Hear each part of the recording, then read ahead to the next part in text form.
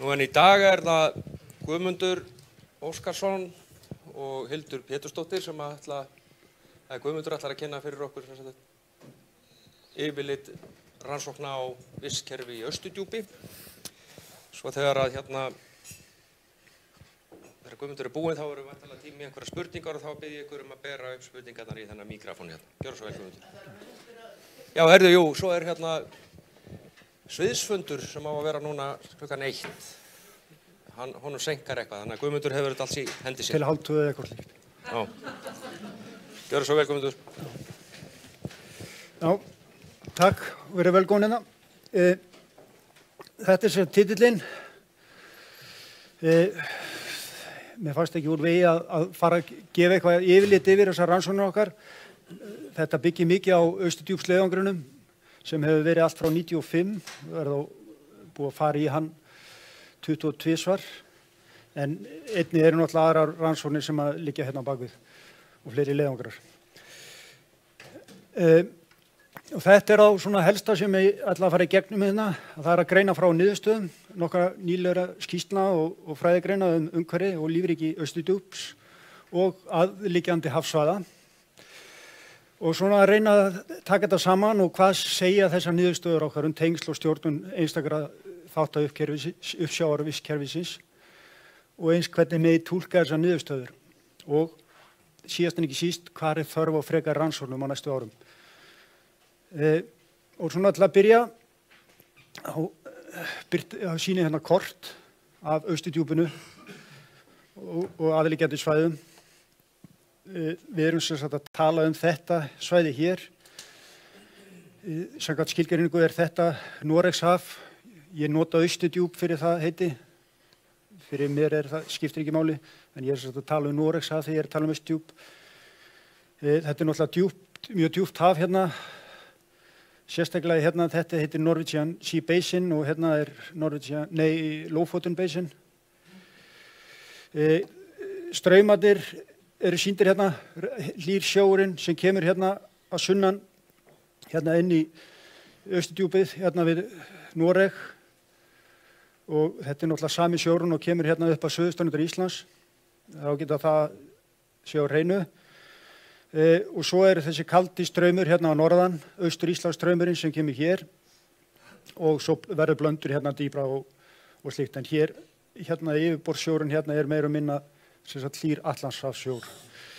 Ég sýni hérna 2 snið, það annars vegar hérna Svínausnið sem þá raunar bara í gegnum þessa hlýsjávarstrauminn sem kemur hérna inn í hafið og svo annars vegar hérna erum við Langanes austur, stöð 7 sem ég ætla að fara að sýna ykkur. Ég ætla að sýna ykkur hitagögn frá þessum 2 sniðum, svona í byrjun. Og þau eru hér. Það á fyrst hérna, þessi efri mynd hérna, þetta Svínausnið á 50 til 200 metrum á vori. Og þetta tímaröð frá 1980 til 2015. 16 vantar hérna. En það var ívið hærra en 2015, það endaði hér bæði seltan sem á bláa og hitastig sem á rauða. Og það sem þið sjáu hérna að tímabilið og eftir 2000 mun hlýrra heldur en árin hérna undan. Það svona megin skilaboðum með þessar mynd.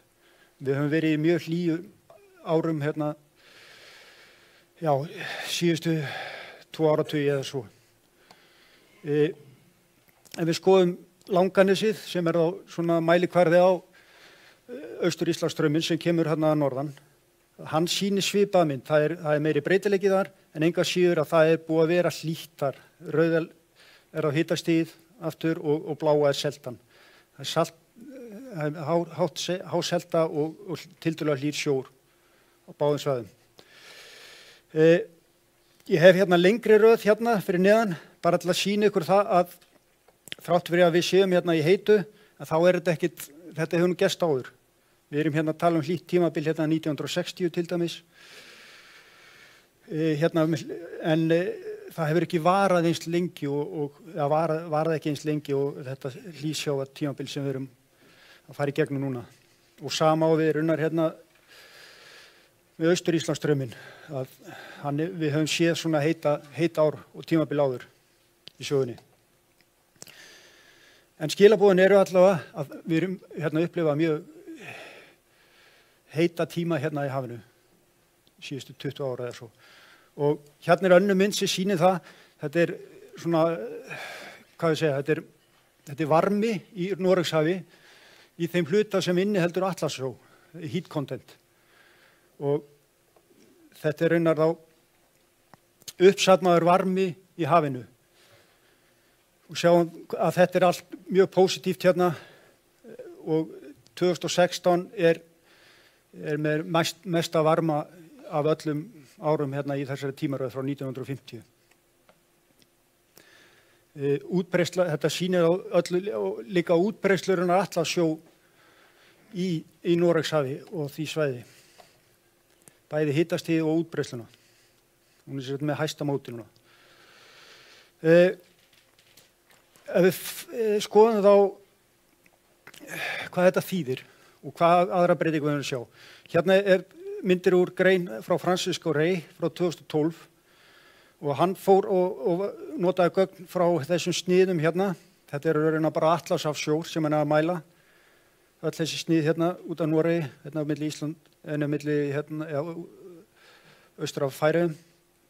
Myndirnar að sýna sig að annars vegar seltu, blálínunar og styrk kísils í Atlantsjó. Og á öllum þessu sniðum er þessi lækkun í kísil og eins og ég segi gögn á Hafró sýna sömu mynd að í Atlantsjónum söður á landi að það hefur styrkur kísils farið lækkandi. Nú, hvað þýðir þetta og af hverju er þetta? Ég ætla ekki að fara mikið út í af hverju þetta getur verið, menn eru náttúrulega með hugmyndir það. En hvaða afleiðingar hefur svona á plöntusamfélagið? Af því að kísill er mjög mikilvægur fyrir kísilþörunguna, sem þessi diatoms, svokölluð, sem eru raunar næringarríkasta plöntusviðið af öllum þessum plöntusviðshópum sem að finna þarna í sviðinu. Og hvaða áhrif hefur þetta á frumframleiðni í hafinu og sérstaklega þá frumframleiðni sem nýti sem fæða svifdýra? Eitthvað breytingar á því? Og eins líka erum við að sjá svipaða mynd með önnur næringarefni. Þetta allt sem þarfnast frekar rannsókna. Auðvitað menn eitthvað að gera í þessu.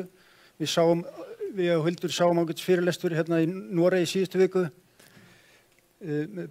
mann sem að vinna í þessu, en líka síður það svaraði ekki þessu megin spurningum með frumframleiðnina og samsetningu plöntusviðsins og slíkt í hafinu. Þetta, eins og ég segi, þarfnast frekar rannsókna. Nú ef við færum okkur yfir í átuna, þá þetta tímaröð frá maíleiðangrunum. Það sem ég hef sýnt ef við skoðum kortið til hægri, þá þetta skipt upp í 4 svæði.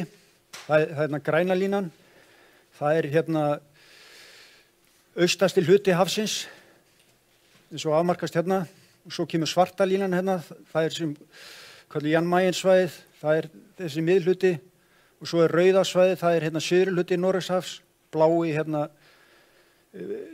niðri hlutin, Lofoten Basin.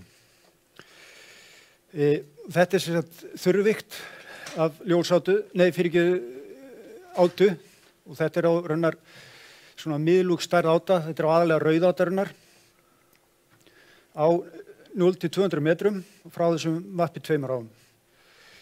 Ef við skoðum þróunina, þá og byrjum til dæmis á rauð og bláu línunum, þá það sagan svo að við vorum í tiltölulega háum gildum fram til 2003 cirka, en síðan þá fór það lækkandi og hefur verið á mun lægra þrepi raunar síðan þá, og verið nokkuð fast og stöðugt. Sama söguna að segja til dæmis með Jan Mayen, þetta svæði hér, það var á hærri leveli þessum tíma fram til 2005 og fyrir lækkandi þá, það lækkar öll aðeins seinna, en hefur verið lágt undanfærin ár líka frá 2005 og svo kemur austur Íslandshafssvæði hérna á vistrendur Íslands, út af Íslandi. Það yfirleitt hæsta gildin þaðan, eins og þið sjáið, en það verður þessi lækkun þar líka upp úr 2005, 6, 7, eins og við sjáum hér og hefur verið töluvert lagra heldur en árinu undan. Þannig að það verður svona, lækkunin byrjar hérna og svo færist hún hérna, virðist vera vestur á bókun. Hérna eru tvær myndir sem bara sýnir meðaltals dreifingu átu, annars vegar frá 1998 til 2002 og svona bara alltaf að sýna þetta myndrænt í samanburði við 2010-2015 og þetta á sami skali upp í 20 grám af átu, þurrátu per fermeter og niður í hérna 0. Þannig að þetta eru gífurlega breytingar sem hafa orðið. En svo má spyrja, af hverju eru þessar breytingar eiga sér stað? Og það sem við erum til dæmis að velta fyrir okkur, er þetta skýrast af fæðuframbóði átunar, sem sagt minni framleiðni í plöntusvifinu, eða geti þetta verið bara að því að það meira afrán á átunni og þá hafa menn til dæmis nefnt þessu uppsjávarfiska og ég kem betur inn á það eftir. En svo líka spurning hversu ábyggileg þessi vísitala árlega breytileika fyrir heildarframleiðni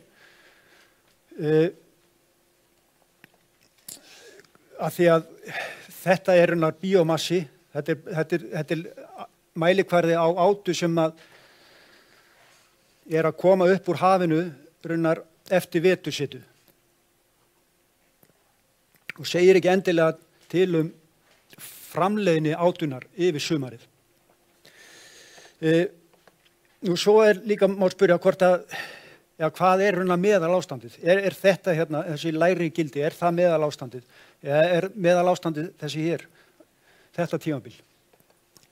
Við vitum að á þessu tímabili, hérna fyrir tímabili, þá var ekkert mikið af til dæmis uppsjávarfiskstofnum hérna að éta hér. Síldin kemur öllu seinna og þetta bara vegna friðunar þess svæðis að þetta sé nærri norminu. En eins og ég segi, svo eru líka afleiðingar að þessu á til dæmis stórátu og þá ég að tala ljósátu, við vitum ekki hver þær eru, eða uppsjávarfiskistofna, fugla, sjávarspendýr og svo framvegis. Þannig að það mikið sem ósvarað hér. Varðandi stórátuna sjálfa, þá hún fljótlegur að afgreina. Við eigum enga góða tímaræði yfir hana. Það eina gögnin sem til, sem líkist einhver tímaræðum, svokölluð gögn frá Mocknis háum. Hérna dæmi Mocknis háf. Þetta dregið eftir skipinu, þetta svona fermetir að stærð. Svo þetta loka á mismunandi dýpum. Norðmenn hafa verið að draga þetta eftir sér í gegnum árin, en þeir hafa ekkert almennilega tekið þessu gögn saman og það eitthvað vandamál með þau og þeir reyndu að vinna úr þeim eitthvað í fyrra. En eins og ég segi, það takmörk úrvinnsla á þeim og þeir virðast ekkert hafa mikla trú á þeim. En það sem þau sýna til dæmis að það virðist veiðast meira af þessari stórátu á þessu meira dýpi, 200-500 metra dýpi, heldur en á 0-200 metrum. Og það eitt á sér segir okkur það til dæmis að bergmálsmælingar á þessu svæði ekkert mjög fýsilegur kostur. Allavega ekki vera með mælana borð í skipinu, einfallega þegar þessi hátíðni mæli ná ekki svona djúpt niður fyrir 200 metra. Þess vegna höfum við verið að horfa svolítið á að nota ljósátutról í mæliðangrunum og við höfum verið að gera það frá 2014 og það þá liður í aukinni áherslu á rannsóknir á stórátunni og auðvitað þetta að gefa okkur líka upplýsingar til dæmis miðsjávarfisk að því við erum að fara með trollið allt niður að 1000 metra dýpi og draga upp. En eins og ég segi, þetta stuttséri og það svona þróun að vinna í gangi að samrýma rannsóknarátakið milli þeirra aðila sem taka þátt í mæliðangrunum og það þá sérstaklega okkar og Norðmanna aðrir hafa ekki byrjað að nota þetta en allavega við horfum fram á veginn með að geta notað þetta í framtíðinni og þetta gefa okkur á mikilvægar upplýsingar breytingar bæði, kemur meira inn á breytingar í magni og útbreiðslu og slíkt. En á hverju erum við að horfa ljósáttutrollinu, það stórt, ég man það ekki, Hildur manstu það? Nei, það eru 10 fermetrar eitthvað, minnst okkust. Já. En á hverju ættum við að vera að horfa á hérna Stóráddu? Mér langar að sýna hérna, þetta er mynd sem ég vann upp úr bókinu hans Heini Rúnar Skjóldal Noregshafið, sem birtist 2004 fyrst. Og þetta þeir eru að meta þar bæði lífmassa og framleiðni mismunandi hópa í Noregshafi. Og við sjáum hérna að Kalnus hérna langhæstur bæði í bíómassa og sérstaklega framleiðni. Framleiðnin svona hár á hverju ári og það þýðir að það rosalega mikið af henni étið af öðrum fæðuhópum þegar framleiðnin svona há, bíómassin lítill. Ef við tökum hann út úr sviga til að geta átt okkur í hinum, þá sjáum við að þetta þessi Stóráll sem ég að tala það marflær, svílagar marflær og ljósóta og gónatus myndi falla þetta inn í líka. Gónatus hérna bara smokkur, eða það ekki? Nei, ekki smokkur, hérna, hvað heitir þetta? Já. Hann hérna mikið í hlýsjónum, þá sérstaklega austan til, við sjáum hann ekki mikið í okkar leiðangri, miklu minna á hann. En þetta svona til að sýta þetta í samhengi, að við erum að tala hérna uppsjávarfiskana eru hérna með lífmassa upp á kannski 15-16 milljónir tonna, meðan að þessi Stórodda eru með margfalt bæði í framleiðni og lífmassa. Þannig að þetta umtalsverður stór þáttur af vistkerfinu. Og eins og ég sagði áðan, við þurfum að rannsaka betur bæði magn og framleiðni, tegundasamsetningu og dreifingu. Ef við snúum okkur að uppsjávarfiskunum, þá þetta mynd sem sýnir hérna heildarlífmassa þessara 3 stofna, norsk-íslenskar síldar, kolmunna og makríls í gegnum árin frá 1988 og þetta byggt á nýjasta stofnmati ICES. Og eins og ég sagði við erum komin hérna upp í 15 milljónar tonna samkvæmt því heildarlífmassa og það hefur farið vaxandi frá 88 8 milljónir þannig að getum sagt að heildarlífmassin hafi næstu tvöfaldast á þessu tímabili. Auðvitað hafa mismunandi stofnar, þessi 3 stofnar ekki allir verið í sama synkrónisinningu, síldin á niðurleið en makríll og kolmunni báður á uppleið. Það eru aðra breytingar sem við höfum verið að sjá á þessu tímabili og það eru til dæmis breytingar á fæðustöðum makríls og síldar, eins og við þekkjum öll. Og hérna bara mynd sem sýnir hérna með makrílinn, þróunina, samkvæmt leiðangrum okkar í júlí. Á 2007 hann hérna, tiltölulega austan til í hafinu, hérna í miðju Noregshafi. Svo það 2010, þá hann að færast bæði norður, vestur og norður og þessi þróun heldur áfram í gegnum árin hérna. Og 2014 og fram til dagsins í dag, þá þetta útbreiðslan, meira og minna, hérna yfir allt stór svæði.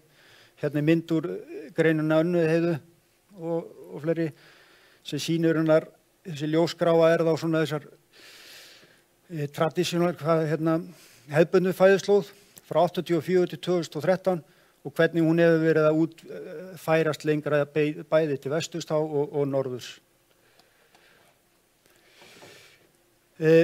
Síldin hefur líka verið að breyta útbreiðslusvæði. Hérna eru myndir úr mismunandi leiðangrum.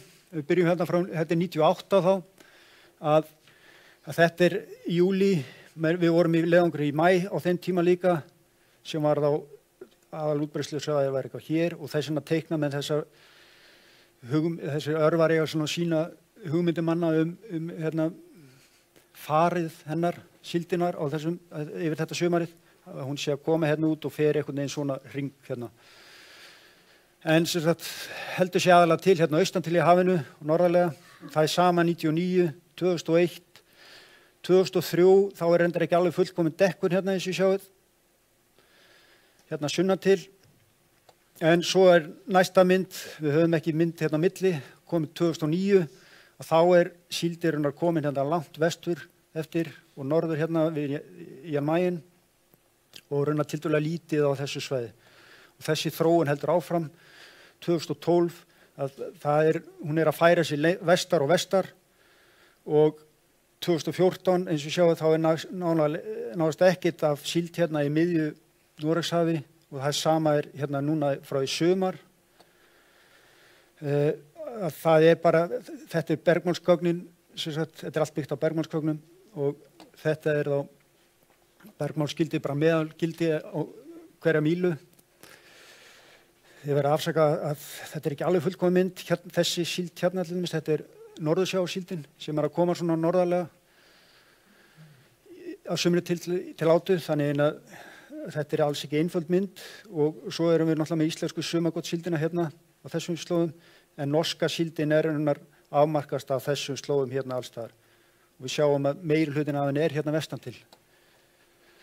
Þetta veruleg breyting frá, eins og ég segi, hérna á áratugnum undan. Þetta má líka sjá og reyna sérstaklega sem ég að fókusera á þróunni hérna frá 2003 til 2009. Við getum séð hana með aflagögnunum og þetta aflagögnin heildarafli eftir reitum frá 2001, 2002 þið sjáum að alveiðin hérna við strendur Noregs og svo hérna út í hafinu og þetta hérna 2003 þetta farið að breytast aðeins, við erum að fara að fá afla hérna innan íslensku lögsögunar og með árunum þá færist þetta að það verður sífellt meira sem verður að veiða hérna vestan til og 2007 voru svona allra íslensku skipa tekin hérna meira minna á þessu slóðum og þessi þróun hefur alltaf bara haldið áfram eins og við sýnda áður. Þetta var breytingar útbreiðslu. Við séum líka breytingar á vexti og þyngd makríls og síldar. Ég tala minna kolmuna hérna en auðvitað það bara eitthvað sem við þurfum að skoða betur og við þurfum að gera sambærilega rannsóknir á kolmuna líka svo að því sé haldið til haga. En allavega ef við byrjum hérna á makrílnum þetta þá frá greinin og önnu aftur og þessar niðurstöður, þetta þessar makríll sem var veiddur í september og október til 84 til 2013 og varðandi þyngdina þá sýnir þetta raunar ágætismæli hvað það á hversu vel fisknum gekk að ná sér í fæðu yfir fæðutímabilið, sumarið. Þetta svona, já, maður segja afrakstur af hérna fæðu ástandi eða hvað ég segja, já, yfir sumarið. Ef við horfum hérna fyrst á byrjunum hérna á þyngd eftir aldri og þetta á bara þyngd eftir lengd fyrirgefi eftir árunum hérna frá 1985 til 2014 eða 13 að þá hefur hún verið svolítið á niðurleið, sérstaklega hérna eldri fiskur, stærri fiskurinn 38 cm hérna á niðurleið. Við sjáum það frá 2005 og þetta á við flesta lengdaflokkana. Það einna síst hérna við minnstu fiskana. Það sérstaklega hérna eldri fiskar sem eru í lélegra ásigkomulagi að hausti til núna síðustu árin heldur en áratugina þar og undan. Varðandi vöxtin, þá sjáum við svipaða mynd að vöxtur, lengd eftir aldri, hefur farið lækkandi líka. Allt frá hérna 2005 og það við sjáum þetta í öllum aldurshópum eins og við sjáum. Niðurstöðurnar, helstu niðurstöðurnar af þessu voru þá, þess að við sýndi áðan og að bæði vöxtur og þyngd lækkuðu frá það bil 2003 og voru í sterku sambandi við aukin lífmassa bæði í makríl og síld. Og þetta það sem að sambandið útskýrir 68% fyrir vöxt og tæp 90% fyrir þyngd. Og eitt af því sem sagt þarna að þetta geti bent til þess að burðarþol Noregshavs fyrir uppsjávarfiska hafi verið náð. En það sé þó ekki hægt að útiloka að breytingarnar stafi af minni framleiðni hafsins með við þau gögn sem við höfum. En allavega veruleg breyting bæði á vexti og þyngd. Ef við skoðum sambarlegt fyrir síldina, þá þetta frá grein sem við unnum núna í vetur, síðastliðinn vetur, og bæði á gögnum frá Íslandi, Færeyjum og Noregi. Og þetta þá svipað og áður að þetta raunar öll gögnin frá september til október 1994 til 2015. Og við byrjum öðru myndinni, þá hún fyrir 7 ára gamlan fisk. Og bláa línan sýnir á meðallengdina, sem þá mælikvarði á raunar vöxt,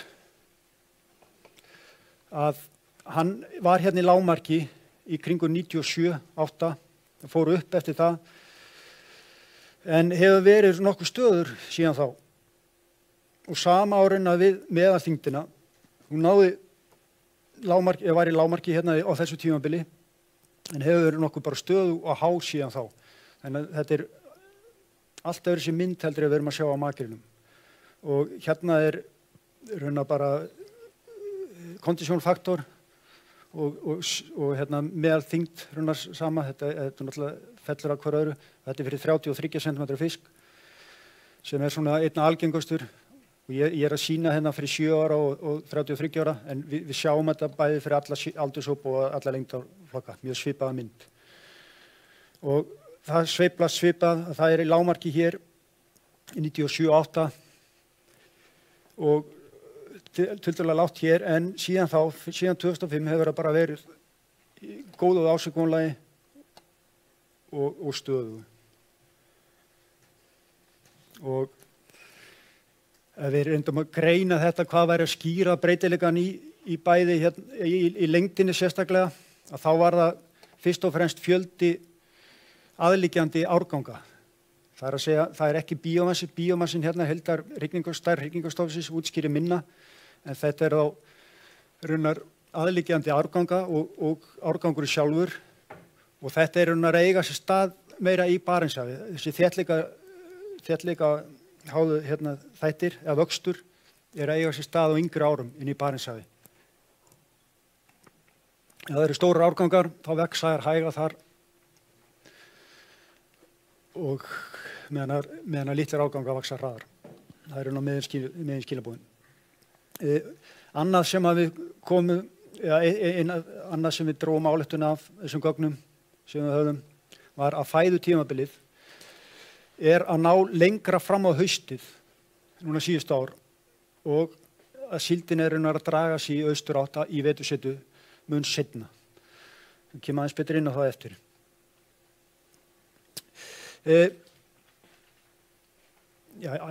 Fyrir ekki, það átti náttúrulega að vera áðan, sem ég glemdi. En það var sem ég hildi kannski draga á, ég held ég fari bara tilbaka. Það var einmitt þetta að hvenær við erum að veiða hana, og að veiðarnar eru alltaf að færast lengra fram eftir haustunni vestan til í hafinu. Og til dæmis bara í dag, þá eru skip að veiða norsk-íslenska síld, bæði íslensk og færeysk skip, á þessum slóðum hér, sem raunar mjög tiltölulega nýtt. Hún að halda til vestan til, miklu lengra út yfir haustið, og hvort að við sjáum einhverja vetursetu í hafinu, vitum við ekki, en allavega þetta svona vísbending það. Og þetta eitthvað sem við þurfum að skoða líka í náinni framtíð. Og vonast til að fá kannski Færeyinga með okkur í það. En allavega, það eru fleiri breytingar, eða sem við teljum okkur sjá, og það í fæðuvali stofnana. Þetta mynd þetta svolítið flókið mynd. Ég reynt að klippa svolítið af henni til að einfalda hana, en það sem ég vil leggja áherslu á að þessi kalan, þetta árin 2005 til 2010, þetta byggt á norskum gögnum, fæðustúdíum þar, fyrir makríl, síld og kolmuna og þetta er hennar prósentul hlutfall af mismunandi fæðutegundum í maga þeirra, fiskana.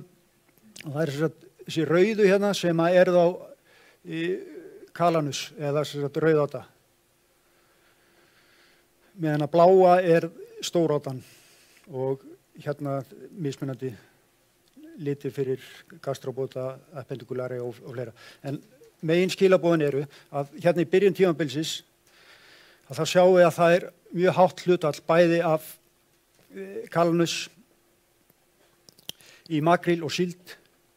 En ég tel mig sjá einhverja pattern hérna að það er lægra hlutfall af kalanus hérna síðustu árin í þessari seríu. Það er minna rauðu hérna og það er komið meira blátt. Að það sé einhver þróun í eiga sér stað og hún sé að fara meira yfir í stórátu. Það sé mikið væri hluti fæðina, bæði fyrir makríl og síld. Þetta er, eins og ég segi, byggt á norsku rannsóknunum. Við eigum sambærileg gögn líka. Við klipptum að þessu hérna líka til að einfalda myndina að þetta er á norsku síldin 2010 og 2011. Þetta er hennar eftir að þessar breytingar hafa átt sér stað. En kópibótar eða rauðátan er þá þessi ljósbláa hérna. Þetta er vissi mikið hérna en þetta er ekki byggt nema 20 fiskum. En hér erum við að tala um 180 og 72. En allavega, og hér er reyndar ógreint. En það sem að ég vil leggja áherslu á er að það er mikið hátt hlutfall af bæði hýberitu sem er á hérna marflætnar, sviflægu og ljósátu í maganum á þessum 2 árum. Meðan að ef við skoðum eldri rannsóknir þá sýna þær bæði hérna frá Árna Friðrikssyni að 70-75% fæðunar séð rauðáta, séð þessi bláa hérna á árun 27-31 og hérna grein Ástós og Óla að þá erum við að tala um 50-90% séð rauðáta. Hvort að þetta sé vísbending eitthvað breytingar í fæðuvali er kannski full snemmt að segja en þetta er allavega eitthvað sem að við þurfum að skoða betur. Og svo má spyrja þessi munur að síldin er að halda sér hennar í góðri þyngd og góðum vexti meðan að makríllinn er að gefa svona eftir. Og hvað orsakir það og hvort þetta sé tengt fæðuvali eða fæðuslóðunum að síldin hafi raunar geta með að færa sér vestar og norðar og norður fyrir Ísland meira að segja. Hún hafi geta haldið þessum vexti og þyngd með því og raunar þessi lækkun þá í rauðátu í hafinu hafi haft minna að segja. Ég meina það er alls konar spurningar sem að vakna hérna en skilaboðin eru kannski að við þurfum að tengja saman vitneskju okkar breytileikann í samfélagunum við fæðuval þessara stofna og liður í því er til dæmis að við ætlum að fara að vinna upp öll þessi átusýni allt frá árunni 95. Þau eru sem sagt í formalíni meira og minna úr VAFP 2 árum. Við höfum bara að reyna að tekið þurrvikt af helmingunum á sýninu. Við höfum eftir að greina hérna hinn hlutan og það er hérna til dæmis það sem við ætlum að reyna að fara í gang með og reyna að fá doktorsnema í á næstunni, vonandi. En það er allavega nóg að taka þarna að skoða átta sig á breytileikann eins og ég segi í átu samfélagunum og tengja það við fæðustofnunum. Ég hef komið svo langt fram mér, já. Sko, það var hérna bara í lokin, þetta er hérna mynd sem ég sýndi hérna á sjávarútvegsráðstefnunni, að við erum náttúrulega á sama tíma erum við að sjá mikla breytinga líka í nýliðun þessara fiskstofna og þetta er bara til að sýna það að það verður þessar sveiflur, þetta er normaliserað gögn sem sýnir hérna nýliðun íslensku síldarinnar, það er þessi punktalínan og norsku síldarinnar, að við erum að fá sterka árgang á svipuðum tíma í báðum stofnunum. Hérna kemur til þess 83 árgangur í norsku síldinni sem raunar bjargaði stofnunum eftir hrunið. Þetta var fyrst í stóra árgangurinn og kom honum á stað aftur. Við fáum stóran árgang þar líka í íslensku síldinni og þetta fylgist nokkuð vel að, þó að segja eitthvað svona tímamunur hana. En síðan 2004 þá hefur nýliðunum í stofnunum báðum verið tiltölulega slök. Og ef við skoðum kolmuna á þessu svipum á sama tíma, þá fylgir hún nokkuð vel. Hérna við fáum hérna smá útslag hér, hérna er sama útslagið og svo verður aukning hérna í kringu 97 upp eftir hérna verður stofnin nær hámarki. En samt ekki alveg hérna að fylgja öllu og við erum að fá 2 sterka árganga hérna í kolmuna núna síðust 2013 og 2014 sem við erum ekki að sjá í síldastofnunum. Makrillinn, við skulum láta þessa sögu hérna, við horfum að minna hana, þetta er meira óvissa hérna á þessu tímabili, en ef við skoðum hérna að þá er náttúrulega þetta tímabili einkennst af mikilli framleiðni stofnsins. Við erum að fá marga risa árganga og þetta er alltaf þessu, eins og ég segi, frá þessum árið 2000 og upp úr. Hvað veldur þessu og hvað er að skýra breytileikann á árgangastyrk þessara stofna? Það sem ég langar að setja hérna ofan á erunar, þessi mynd sýndi ykkur áðan frá sniðinu hérna við Svínaði, hitastigferilinn frá því sniði. Hann kemur hér að síldarstofnandi virðast vera að fylgja nokkuð vel. Við fáum útslag hérna í hitastiginu hérna á þessum árum. Þetta er einhverjar stórskala breytingar, þetta er einhverjar sem er allavega að skýra eitthvað af þessu. Og það fer niður við hér, hérna kemur upp og síðan þá hefur verið uppleið en eitthvað að gera verkum að síldarstofnar hafi ekki alveg fylgt að og þetta er þetta náttúrulega flókið samspil og margir þættir. En allavega vísbendingu að það eru stórskala breytingar sem við þurfum að horfa á líka í þessu sambandi. Þegar skýra út breytingar í nýliðum þessar stofna. Og svona að lokum hérna, leiðangar þessar síðustu áratuga hafa gefið mikið að gögn sem sýna mikla breytingar í umhverfi og vistkerfi Austur-Djúps.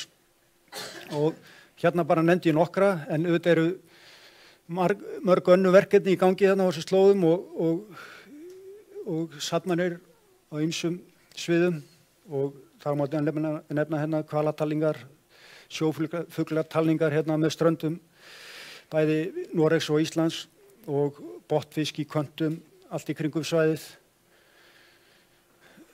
Eins og ég hef búin að nefna nokkrum sinnum að þá er meiri þekking nauðsynleg á mörgum þessu sviða svo megi fá betri mynd af samhengi hlutanna. Nú þessi gagnarsöfnun sem eiga sér stað í Austur-Djúpi á hverju ári er náttúrulega í stöðugri þróun, bæði til að svara þörf og kröfum frekari þekkingu á öllum þáttum vistkerfisins. En auðvitað þarf að vera ákveðin íhaldssemi í gagnarsöfnun sem þessari. Við viljum ekki fara að breyta tímaröðum á þessum mikilvægu þáttum sem við erum að mæla hérna, til dæmis magni síldar eða hvað sem það heitir. En eins og ég segi, við þurfum að vera opin fyrir þróun og útvíkka leiðangrana eins og þörf krefur.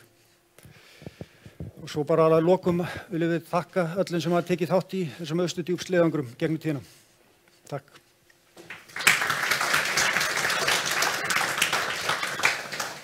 Við þökkum Guðmundi fyrir gott erindi.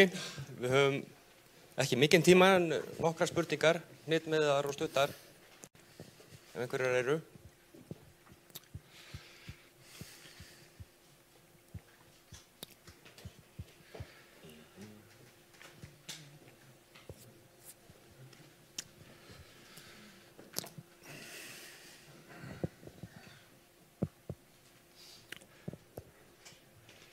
Mér tekist að svæfa allar.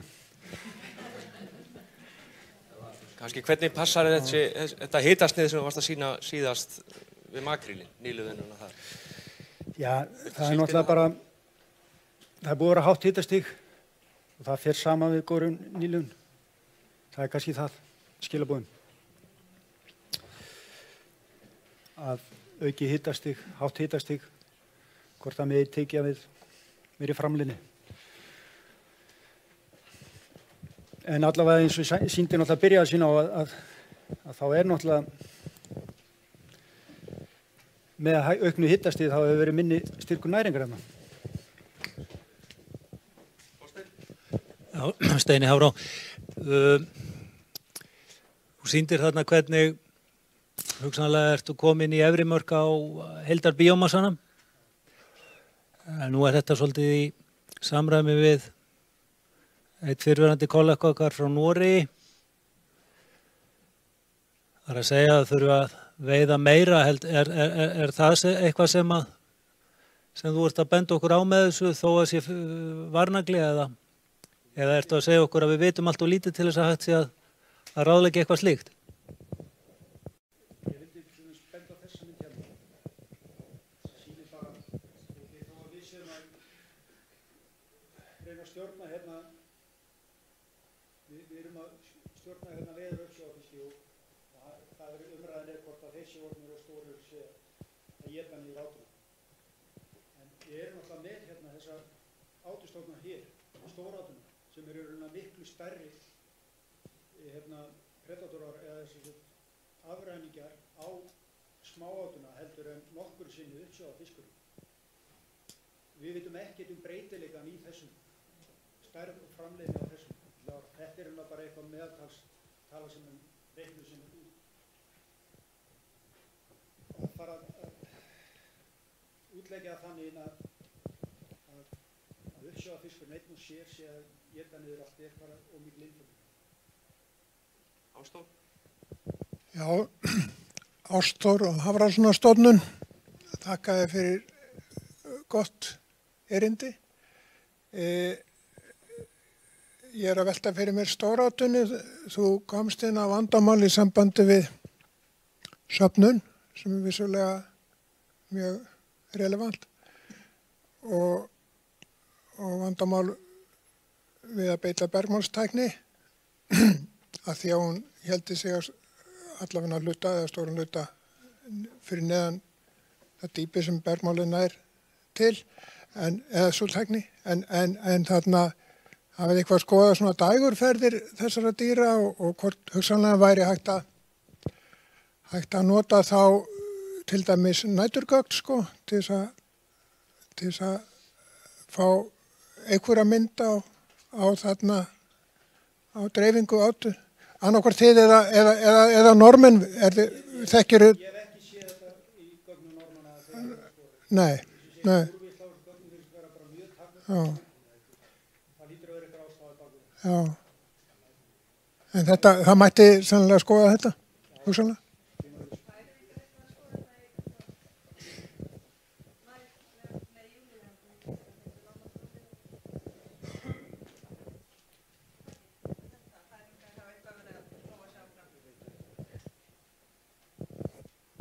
Þessi mikla lækkun á kísli sem þú sýndir hérna, það bara, skýrist það bara öðrum vatnsmassa sem að koma inn á svæðið eða? Svona eins og ég hef skilið að þá þetta svolítið út af blöndun sem eiga sér stað út af labröðum, blöndun á djúpsjó og sjó sem hérna kaldur,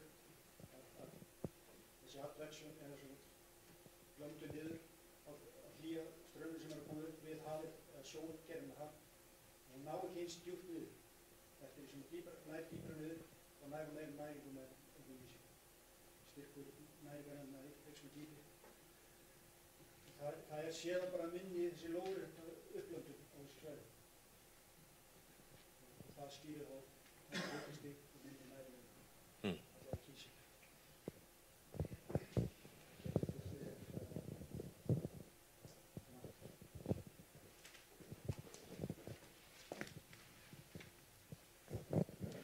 Já, takk, Kristín hérna, Hárá. Ég ætlaði nú kannski aðeins bara velta vöngum. Í fyrsta lagi þá nefndur þetta með kísilþörungana og þeir væru besta fæðan. Það getur svo sem verið en þarf ekkert að vera. Og það til greina sem benda til dæmis á að það þarf Já, aðra þörunga til þess að skýra meðal annars góða afkomu í klaki á dýrasviði. Þannig að það eru alls konar teórið þetta í gangi en ég vil allavega nota tækifærið og þakka kærlega fyrir greinagott erindi og fullt af upplýsingum. Ég innbyrði nú ekki allt svona á einu bretti en eru einhverjar rannsóknir sem stíla bara á að skoða framvinduna á einhverjum völdum blettum? Hafið þið eitthvað verið að reyna að þróa okkur í þá átt? Það virðist allavega að vera fullt af spurningum hvað það sem að gerast, eins og þetta með top-down eða bottom-up og hver framvindan sem virðist skipta verulega máli að skilja. Nei, þetta eru allt svona frekar ef ég segja augnabliksrannsóknir. Við erum að koma þarna yfir. Það gerist raunlega ekki, ef þú ert að meina það, ertu að hugsa faktor? Ég meina þá að reyna að skoða einhverja valdarstöðvar og opna gluggan í rauninni yfir lengri tíma, yfir árið. Og ekkert í döfinni þar. Ég veit ekki, það náttúrulega bara dýrarannsóknir og eitthvað sér, en áhugavert samt innlegg. Takk fyrir. Það er langt að fara þarna og við erum ekki leiðangum mann alltaf. Heyrðu, þá eiginlega bara tíminn hlaupur frá okkur, þannig að við þakkum bara Guðmundi aftur fyrir og málstofan óskar ykkur öllum gleðilegra jóla.